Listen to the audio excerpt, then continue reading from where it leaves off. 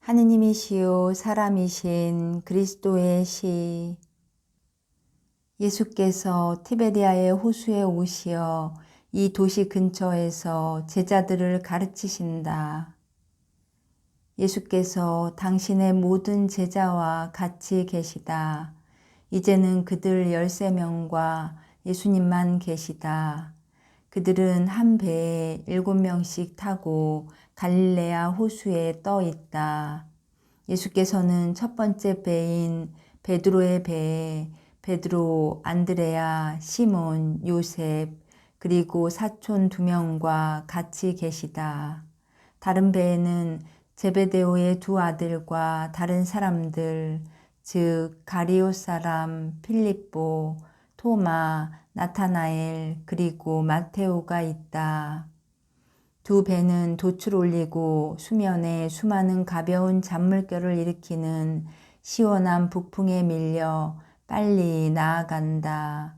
그 잔물결들은 고요하고 아름다운 호수의 터키옥 같은 청색 수면에 일종의 명주망사를 그려놓는 거품줄로 겨우 표가 날 뿐이다. 배들은 뒤에 2개의 항적을 남기면서 나아가는데 그것들은 그 즐거운 거품들을 합쳐 하나가 되어서 수면에 아름다운 하나의 흔적만을 남긴다. 과연 그 2 배는 함께 항진한다. 베드로의 배가 겨우 2m 앞서가고 있다. 서로 몇 미터 거리로 가까워진 이 배에서 저 배로 대화와 견해를 주고받는다. 나는 그 대화에서 갈릴레아 사람들이 유다 사람들에게 그들의 호수에 대한 자세한 사정, 그들의 상업, 그들의 중요한 인물, 출발점과 도착점 사이의 거리, 즉 가파르나움과 티베리아 사이의 거리 같은 것을 보이고 설명하는 것으로 결론 짓는다. 배들은 고기잡이에 쓰이지 않고 사람들을 실어 나르는 데 쓰인다. 예수께서는 이물에 앉아 계시다. 예수께서는 주위의 아름다움과 고요와 푸른 바탕에 아주 하얀 마을들이 여기저기 흩어져 있는 푸른 호반으로 둘러싸인 그 깨끗한 하늘과 물의 모든 파란빛을 즐기시는 것 같다. 예수께서는 이물의 맨 앞쪽에 계시기 때문에 제자들의 대화에는 관여하지 않으신다. 예수께서는 돛을 묶어놓은 무더기에 거의 누워 계시면서 호수 바닥을 조사하시고 대단히 맑은 그 물속에서 사는 모든 것에 관심을 가진 듯이 사파이어로 만든 거울 같은 호수 위로 자주 얼굴을 기울이신다. 그러나 예수께서 무슨 생각을 하고 계시는지 누가 알겠는가? 베드로는 햇빛이 방해가 되지 않느냐고 2번이나 여쭈어 본다. 동쪽에 완전히 또 떠오른 해는 아직 몹시 뜨겁지는 않지만 벌써 더운 햇살을 배에 맞바로 보낸다. 베드로는 다른 사람들처럼 빵과 치즈를 드시겠느냐고 2번째로 여쭈어 본다. 그러나 예수께서는 차일도 빵도 원치 않으신다. 그러니까 베드로는 예수를 귀찮게 하지 않는다. 호수에서 소풍하는 때 쓰이는 작은 배 한 대가 어부들의 배가 가는 길을 가로질러 간다. 그 배들은 일종의 큰 보트이지만 호화로운 붉은 천개와 쾌적한 쿠션으로 장식되어 있다. 요란한 소음과 웃음소리와 향수 냄새가 배들과 함께 지나간다. 그 배들 안에는 아름다운 여자들과 재미나게 노는 로마인들과 팔레스티나 사람들이 가득 타고 있는데 팔레스티나 사람이기보다는 오히려 로마인이거나 적어도 팔레스티나인은 아닌 것 같다. 왜냐하면 거기에는 그리스 사람도 있는 것 같기 때문이다. 내가 이런 추론을 하는 것은 마르고 키가 훤칠하고 거의 익은 올리브같이 갈색이며 한껏 모양을 낸 한 젊은이의 말 때문이다. 그는 아래에 굵은 그리스식 번개무늬 술을 놓은 붉은 빛의 짧은 옷을 입고 있는데 금은 세공술의 걸작품인 허리띠로 허리를 졸라맸다. 그는 이렇게 말한다. 그리스도 아름다워. 하지만 올림피아의 내 조국은 그래도 이렇게 파란 하늘과 이런 꽃들은 없단 말이야. 그러니까 정말이지 여신들이 그리스를 버리고 이곳으로 왔다는 것이 놀라운 일이 아니야. 이제는 그리스가 아니라 유다의 여신들이 된 여신들에게 꽃잎과 장미꽃잎과 우리의 찬사를 던지세. 그러면서 그의 배에 타고 있는 여자들에게 눈부시게 아름다운 장미꽃잎들을 던지고 이웃 배에도 던진다. 로마인 하나가 대답한다. 그리스 친구, 꽃잎을 던지고 또 던지게. 하지만 비너스는 나와 같이 있네. 나는 꽃잎을 따지 않고 이 아름다운 잎에서 장미꽃들을 따네. 이것이 더 달콤해.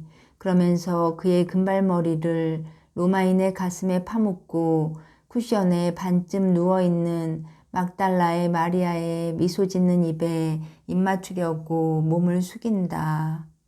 이제는 작은 배들이 노젓는 사람들이 서툴어서 그랬는지 바람 때문에 그랬는지 육중한 배들 쪽으로 곧바로 달려와서 까딱 잘못하면 부딪히게 되었다.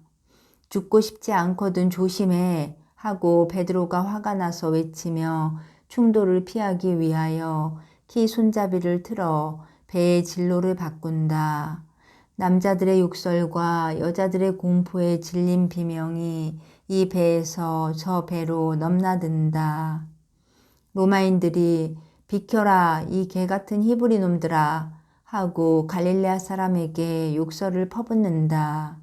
베드로와 다른 갈릴레아 사람들도 욕을 먹고만 있지 않는다. 특히 숱하게 벼처럼 새빨갛게 된 베드로는 심히 흔들리는 뱃전에 올라서서 손으로 허리를 짚고서 매번 대꾸를 하고 로마인, 그리스인, 유다인, 유다 여자 할 것 없이 도무지 용서하지 않는다. 오히려 명예로운 명칭이란 명칭은 모두 주어 섬기는데 나는 그것들을 여기 옮겨 쓰지 않는다. 옮겨 쓰지는 않겠다. 입씨름은 용골과 노들이 뒤엉긴 것이 풀리기 전까지는 계속되다가 각기 제 방향으로 간다. 예수께서는 위치를 바꾸지 않으셨다. 배들과 그 배에 타고 있는 사람들에게는 눈길도 주지 않으시고 말씀도 없이 방심한 태도로 그대로 앉아 계셨다. 팔꿈치를 괴시고 아무 일도 없었던 것 같이 먼 호숫가를 계속 바라보고 계셨다. 누가 던진 꽃 한 송이가 예수께 왔다. 그 꽃이 어디에서 오는지 모르겠다. 그러나 그 행동과 함께 까르르 하고 웃는 소리가 들려오는 곳으로 보아 틀림없이 어떤 여자에게서 오는 것이다. 그러나 예수께서는 아무런 기색이 없다. 꽃은 거의 예수의 얼굴에 맞고 널빤지 위에 떨어져 흥분해 있는 베드로의 발 아래 가서 멎는다. 작은 배들이 멀어져 가려고 하는 찰나에 있을 때 막달레나가 일어서서 같이 타락한 동료 여자가 가리키는 방향을 따라 그의 눈부시게 아름다운 눈으로 멀리 있는 예수의 조용한 얼굴을 주시하는 것이 보인다. 그 얼굴은 이 세상에서 얼마나 멀리 떨어져 있는가. 이것 봐 시몬 하고 가리오 사람이 부른다. 자네는 나처럼 유다 사람이니 말해보게. 아니 저 로마인의 품에 안겨있던 금발 미녀 방금 일어섰던 그 여자 말이야. 베다니아의 라자로의 누이 동생이 아닌가? 난 아무것도 모르네 하고 가나네인 사람인 시몬이 무뚝뚝하게 대답한다. 나는 산 사람들 가운데로 돌아온 지가 얼마 안 되고 그 여자는 젊으니 자네가 베다니아의 라자로를 모른다고 말하려는 것은 아니겠지? 나는 자네가 그 사람의 친구이고 또 선생님과 같이 그 사람 집에 갔었다는 걸 알고 있어. 또 그렇다고 치면 말이야. 자네는 라자로의 누이 동생인 죄녀도 알고 있을 거란 말이야. 무덤 속에 있는 사람들까지도 그 여자를 알고 있어. 그 여자의 소문이 난 것이 10년이 돼. 겨우 사춘기에 들면서부터 그 여자는 바람기가 있었어. 하지만 4년 전부터는 자네가 아무리 죽은 자들의 골짜기에 있었다 해도 그 추문을 모를 수는 없어. 예루살렘 전체가 떠들썩했으니까. 그래서 라자로가 그때 베다니아로 피신한 거야. 하긴 그렇게 하길 잘했지. 그 여자가 아직 들락거리던 시온의 그의 호화로운 저택에는 아무도 발을 들여놓지 않게 되었을 거니까. 내 말은 거룩한 사람은 아무도 라는 뜻이야. 시골에서도 알고 있지. 그리고 이제는 그 여자가 자기 집만 빼놓고는 아니 가는 데가 없어. 지금은 틀림없이 막달라에 있을 거야. 아마 새 여인을 하나 얻었을 테지. 대답 안 하겠나? 내 말이 틀렸다고 말할 수 있겠나? 자네 말이 틀렸다고 말하지는 않아. 입을 다물고 있는 거지. 그럼 그 여자지? 자네도 알아봤지? 나는 그 여자가 아주 어렸을 때 보았어. 그때에는 순결했었어. 이제 다시 보았지만 알아보았어. 비록 음란하긴 하지만 그의 모습은 성녀였던 그의 어머니 모습 그대로야. 그러면 왜 그 여자가 자네 친구의 여동생이라는 걸 거의 부인하다시피 했나? 우리의 상처와 우리가 사랑하는 사람들의 상처는 감추려고 애쓰는 법이지. 특히 성실한 사람의 경우에는. 자네 말 잘했네. 그리고 자네는 성실한 사람일세. 하고 베드로가 지적한다. 그리고 또 자네도 그 여자를 알아봤지? 자넨 틀림없이 물고기 팔려고 막달라에 갈 거야.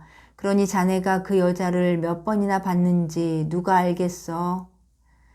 이 총가가 성실한 일로 피곤했을 때는 여자들에게 끌리지 않는다는 걸 알아두게. 자기 아내의 성실한 잠자리만을 사랑하는 거야. 어이구, 그렇지만 아름다운 건 누구의 마음에나 다 드는 거야. 최소한 복이라도 하는 거지. 못하러 내가 먹을 것이 아니다 하고 말하려고? 아닐세. 알겠나? 호수와 내 직업은 많은 것을 가르쳐 주었네. 그중 한 가지가 이런 거야. 단물에서 사는 물고기와 바닥에서 사는 물고기는 짠물과 소용돌이 치는 수면 가까이의 물에서는 못 사는 법이라는 거야. 그게 무슨 뜻이지? 비참하게 죽지 않으려면 각자가 제 위치에 있어야 한다는 말일세. 막달레나가 자네를 죽게 하던가? 아니야, 나는 강인하네. 그렇지만 바로 자네가 말하는구먼. 아마 자네가 기분이 좋지 못한 모양이지? 나는 그 여자를 바라보지도 않았어.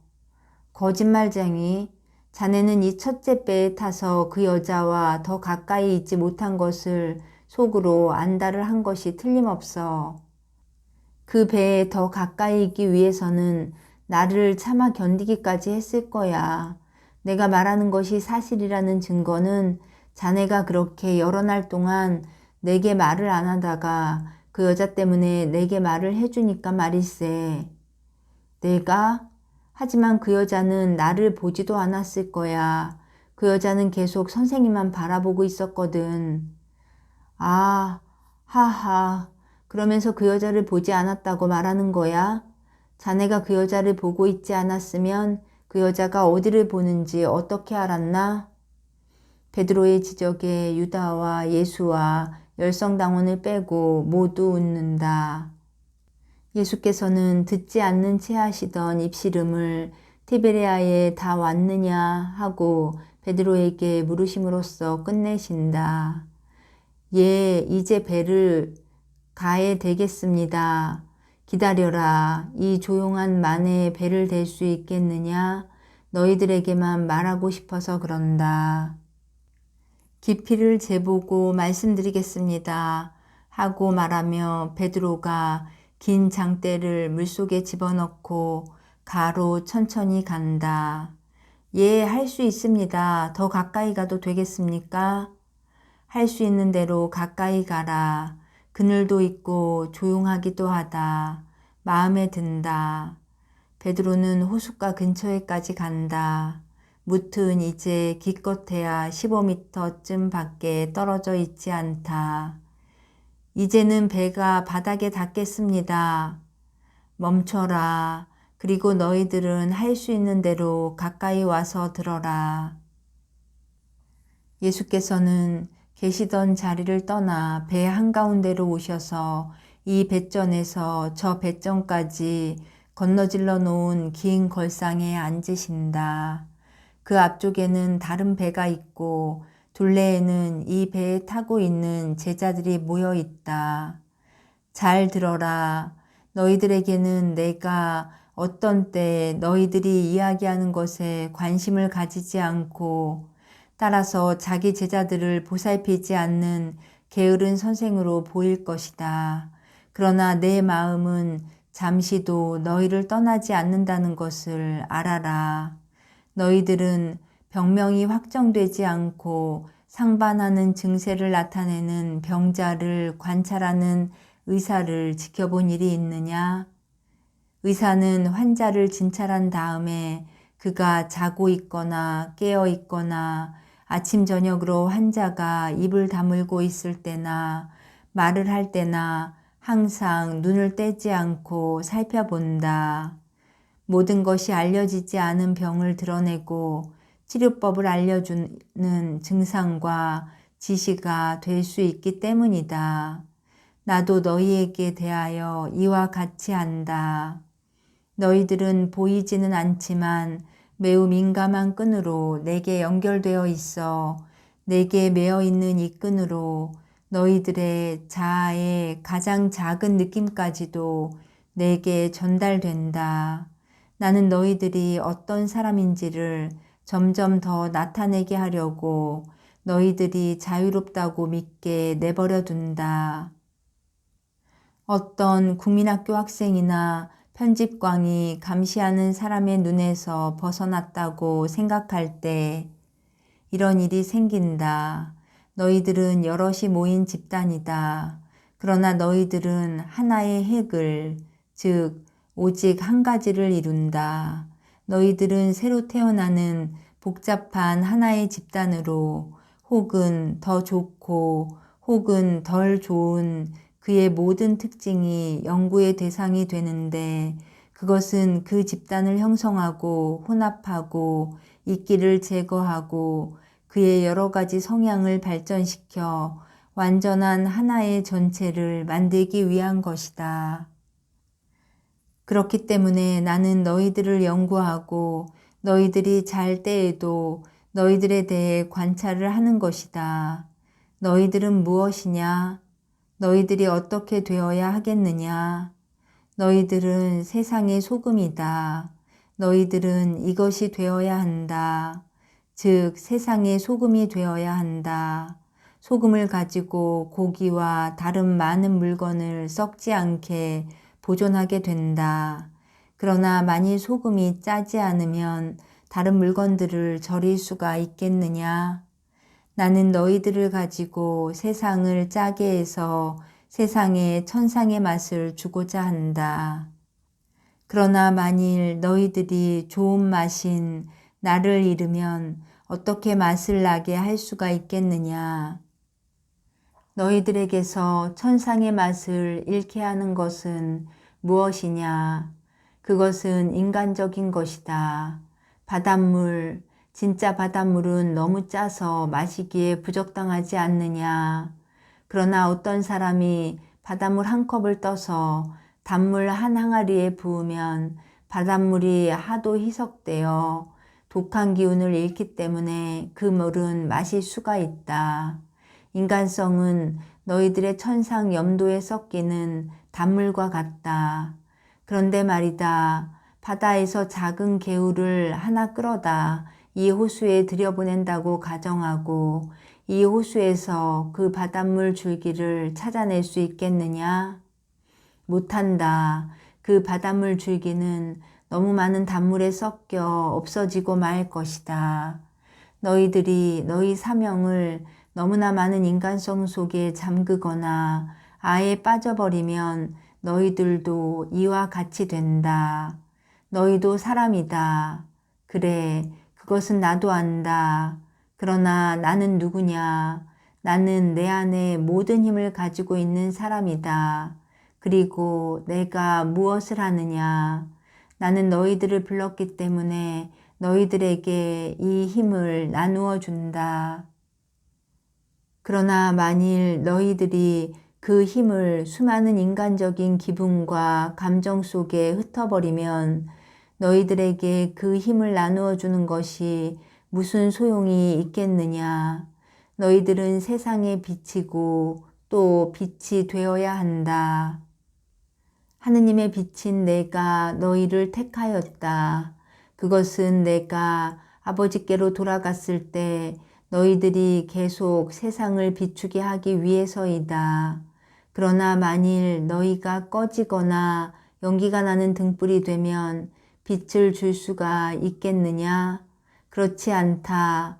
타다 남은 심지의 어렴풋한 연기는 완전히 꺼진 심지보다도 더 나쁘며 너희들의 연기를 가지고 사람들의 마음이 아직 가질 수 있는 그 미광마저 어둡게 할 것이다. 오, 하느님을 찾다가 빛 대신 연기를 가지고 있는 사도들 쪽으로 가는 사람들은 불행하다. 그들은 그런 사도들에게서 죄의 기회와 죽음을 받을 것이다. 그러나 자격 없는 사도들은 저주와 벌을 받을 것이다. 너희들의 운명은 위대하다. 그러나 너희들의 사명은 위대하면서도 두렵다. 많이 받은 사람은 많이 바치기도 해야 한다는 것을 기억하여라. 너희들에게야말로 교육과 선물에 관한 한 가장 많이 주어진 것이다. 너희들은 하느님의 말씀인 나에게서 교육을 받고 제자가 되는, 즉 하느님의 아들의 후계자가 되는 선물을 하느님에게서 받는다. 나는 너희들이 선택된 것을 끊임없이 묵상하기를 바라고 너희들이 충실하고 오직 충실할 능력이 있는지 검토하고 숙고하고 깨닫기를 바란다. 나는 너희들이 스스로 죄인이고 냉혹한 사람이라고 느끼는지 살펴보라고 말하지 않고 사도로서의 기력이 없이 그저 충실하기만 한지 살펴보라고 말하는 것이다. 그런 경우에는 너희들이 물러가야 한다. 세상은, 그 세상을 사랑하는 사람에게는 참으로 넓고 아름답고 충분하고 다양하다. 세상은 모든 사람에게 오관의 향락을 위한 꽃과 열매를 준다. 그러나 나는 오직 한 가지, 즉 성덕만을 준다. 이 세상에 있는 것 중에서는 그것은 가장 좁고 가장 가난하고 가장 거칠고 가장 힘들고 가장 박해받는 것이다. 그러나 하늘에서는 그 군색함이 무한한 넓음으로 그 가난이 부로 그 가시들이 꽃방석으로 그 거칠음이 편하고 기분 좋은 길로 변하고 그 박해가 평화와 지복으로 변한다. 그러나 이 세상에서는 거룩하다는 것은 영웅적인 노력인 것이다. 그런데 내가 너희들에게 주는 것은 이것뿐이다. 너희들은 나와 같이 있기를 원하느냐? 그렇게 할 용기가 없다고 느끼지 않느냐? 오, 놀라고 괴로워하며 너희 자신을 돌아보지 말아라. 너희들은 이 질문을 아직도 여러 번 들을 것이다. 그리고 이 질문을 들을 때에는 너희들이 내 부름에 귀를 막고 있는 것이 속이 상해서 내 마음이 울고 있다고 생각하여라. 그러면 너희들 자신을 살펴보고 나서 정직하고 성실하게 판단을 하고 결정을 하여라. 하느님께 버림받은 사람이 되지 않기 위하여 결정을 하여라. 그래서 이렇게 말하여라. 선생님, 친구들, 나는 이 길을 가도록 되어 있지 않다는 것을 깨달았습니다. 나는 여러분에게 작별의 인사를 합니다.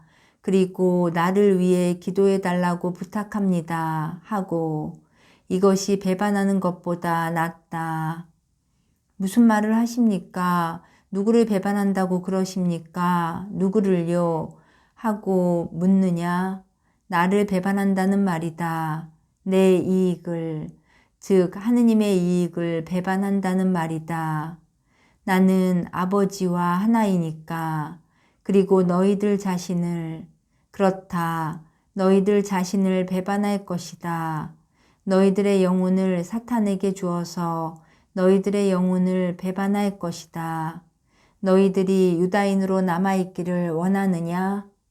그런데 나는 너희들에게 바꾸라고 강요하지는 않는다. 그러나 배반하지는 말아라. 너희 영혼과 그리스도와 하느님을 배반하지 말아라.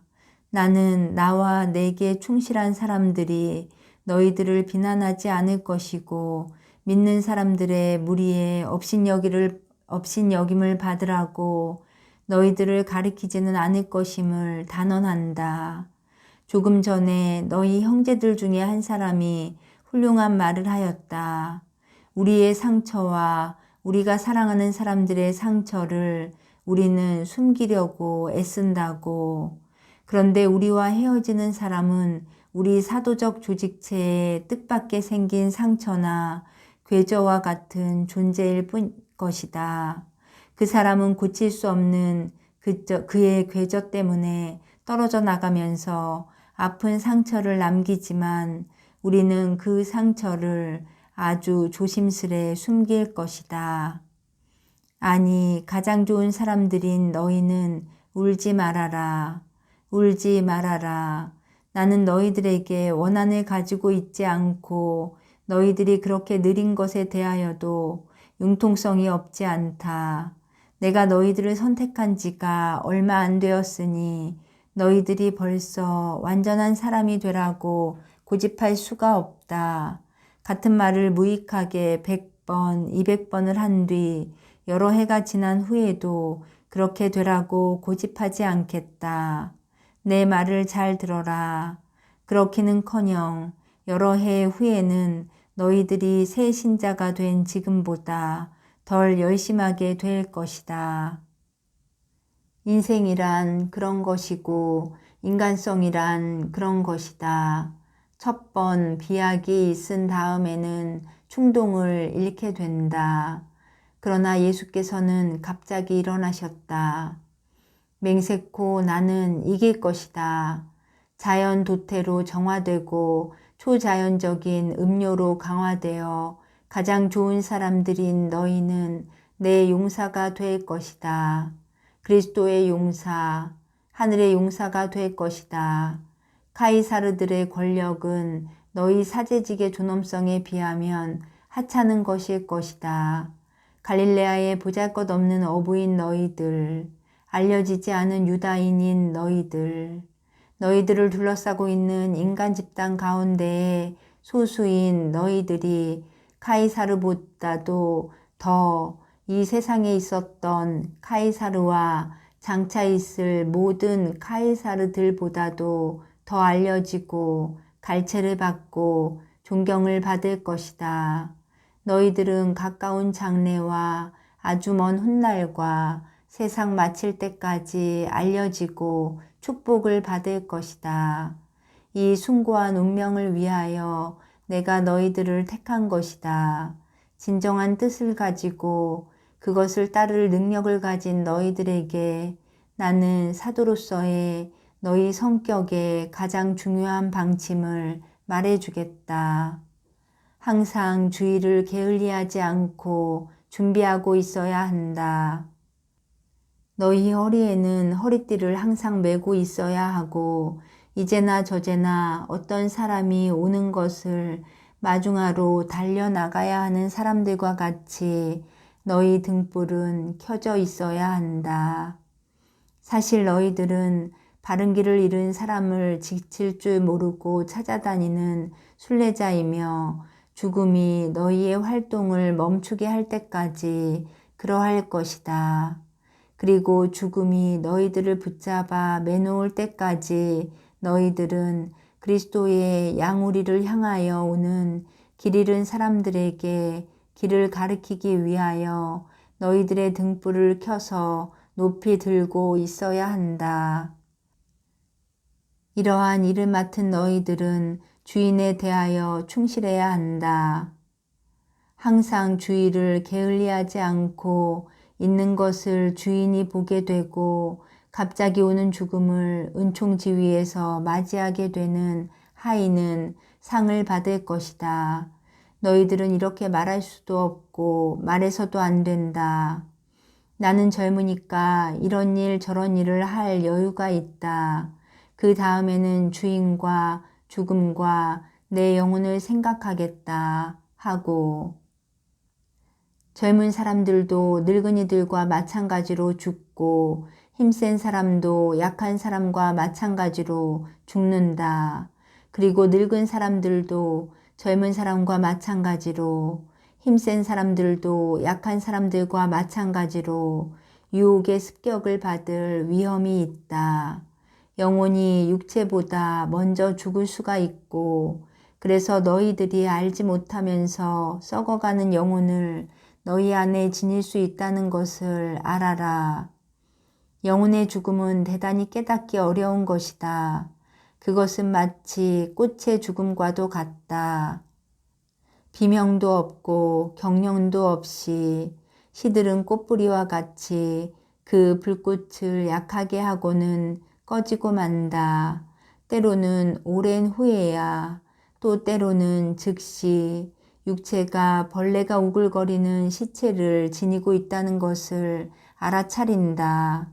그러면 심한 공포로 제 정신을 잃고 그 결합에서 벗어나려고 스스로 목숨을 끊는다. 그러나 그것에서 벗어나지 못하고 정말로 벌레가 들끓는 제 영혼과 함께 지옥 속에 뱀이 우글거리는 곳으로 떨어진다. 서로 대립하는 손님의 비위를 맞추는 중개인이나 변호사와 같이 부정직한 사람이 되지 말아라. 이 사람 혹은 저 사람에게 친구라고 말하고 나서 그들의 원수가 되는 정객과 같이 속이지 말아라. 두 가지 행동 방식을 쓰려고 해보지 말아라. 하느님을 조롱해서는 안 되고 또 하느님을 속일 수는 없는 것이다. 너희들은 하느님께 대하여 행동하는 것과 같이 사람들에게 대하여 행동하여라. 사람들에 대한 모욕은 어떤 것이든지 하느님께 대한 모욕이 되기 때문이다. 사람들이 보아주기를 원하는 것처럼 하느님께서 너희들을 보시도록 마음을 써라. 겸손하여라. 너희들은 너희들의 선생이 겸손하지 않다고 비난할 수는 없다. 내가 본보기를 주는 것이니 내가 하는 대로 하여라.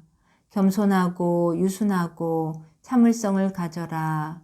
세상은 이렇게 정복하는 것이지 폭력과 힘으로 정복하는 것이 아니다. 너희들의 악습에 대하여는 강하고 맹렬하여라. 비록 너희들의 마음을 갈기갈기 찢어야 하더라도 악습들은 뿌리를 뽑아라. 며칠 전에 나는 너희들에게 눈을 조심하라고 말하였다. 그러나 너희들은 그렇게 할 줄을 모른다. 잘 들어두어라. 음란한 사람이 되는 것보다는 탐욕이 가득한 눈을 뽑아서 소경이 되는 것이 더 나을 것이다. 진실하여라. 나는 진리이다. 천상의 일에 있어서도 인간적인 일에 있어서도 진리이다. 너희들도 솔직하기를 바란다. 나나 형제들이나 이웃에게 왜 속임수를 쓰겠느냐? 왜 속이는 것을 재미로 삼느냐? 뭐라고? 너희들이 교만한데도 나는 사람들이 나를 거짓말장이로 알아내기를 원치 않는다고 말할 자존심은 가지지 못하였느냐? 그리고 하느님께 대하여 솔직하여라. 길고 겉으로 드러나는 기도로 하느님을 속일 수 있다고 생각하느냐? 오 가련한 아들들, 하느님께서는 마음을 보신다. 선을 행할 때에 드러나지 않게 하여라. 자선을 할 때도 마찬가지이다. 한 세리가 회개하기 전에 조심성을 가질 줄을 알았다. 그런데 너희들은 그렇게 할 줄을 모르겠느냐? 마테오야, 내가 매주 사람의 눈에 띄지 않게 한 헌금은 아버지와 나만이 알고 있었는데 거기 대하여 너를 칭찬한다. 그리고 너를 본보기로 소개한다. 벗들아, 이 조심성도 역시 순결의 한 가지 형태이다. 어떤 아주 어린 처녀를 군중의 눈앞에 드러내놓지 않을 것과 같이 너희들의 착한 마음씨도 드러내지 말아라. 선행을 할 때에 순결하여라. 착한 행동이 칭찬이나 존경이나 교만한 감정 따위에 저희와 섞이지 않으면 순결하다. 하느님께 대하여 너희 부르심에 충실한 남편들이 되어라. 너희들은 두 주인을 섬길 수 없다. 부부의 잠자리는 동시에 두 아내를 맞아들이지 못한다. 하느님과 사탄이 너희들의 포옹을 나누어 가질 수는 없다. 사람도 하느님도 사탄도 서로 대립하는 세 존재 사이에 삼중의 포옹을 나누어 가질 수는 없다. 금전욕에도 유욕에도 반대하고 유욕에도 권력욕에도 반대하여라. 이런 것이 사탄이 너희들에게 제의하는 것이다. 아, 그의 기만적인 보물들, 명예, 성공, 권력, 돈 따위는 너희들이 너희 영혼을 주고 사는 부정한 상품들이다. 너희들은 얼마 안 되는 것으로 만족하여라. 하느님께서는 너희들에게 필요한 것을 주신다. 그것이면 충분하다. 이것은 하느님께서 공중의 새들에게 필요한 것을 보장하시는 것과 같이 너희들에게 보장하시는데 너희들은 새들보다 훨씬 더 나은 존재들이다. 그러나 하느님께서는 너희들에게서 신뢰와 절제를 원하신다.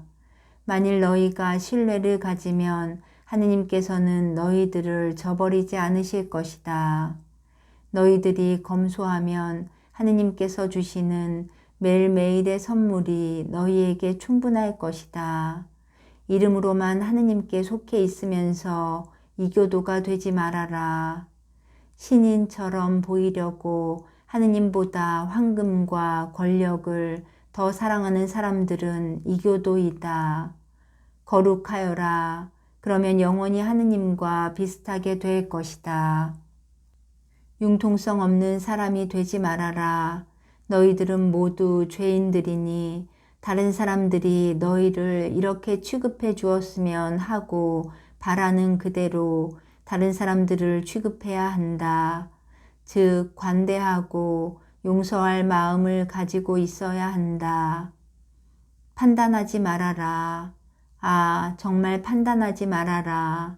너희들이 나와 같이 있은지 같이 있는지가 얼마 되지 않았다.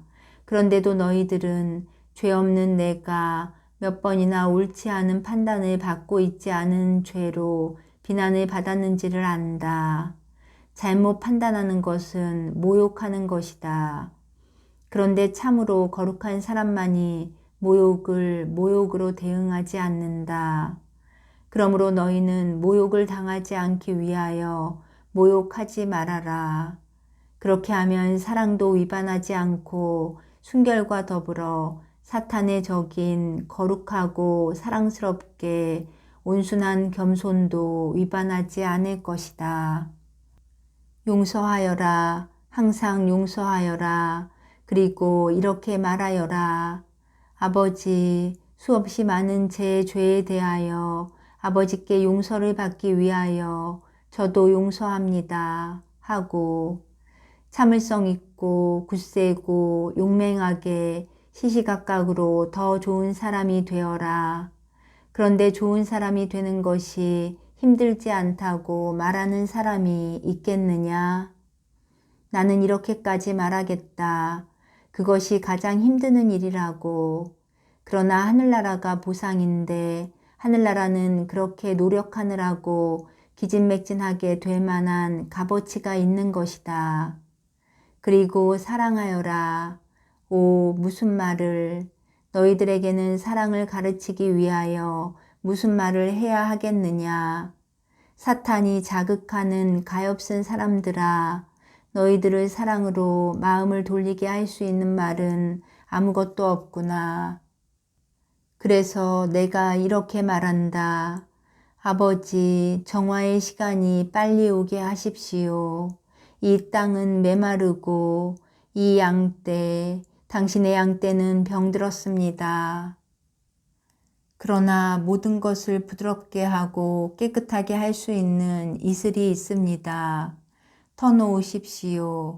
그 이슬의 샘물을 터놓으십시오. 저를 터놓으셔야 합니다. 저를. 아버지, 제가 여기 있습니다. 저는 제 소망이기도 하고 영원한 사랑의 소망이기도 한 당신의 소망을 이루기를 갈망합니다. 아버지, 아버지, 당신의 어린 양을 보시고 그 양을 제물로 바치는 이가 되어 주십시오. 하고 예수께서는 정말로 영감을 받으셨다. 두 팔을 십자 모양으로 벌리시고 얼굴은 하늘을 향하고 서 계신데 호수의 파란 바탕에 흰 나마포로 지은 옷을 입으셔서 두드러지게 보이시며 마치 기도를 드리는 대천사와 같으시다. 이 동작과 더불어 내게는 환상이 사라진다.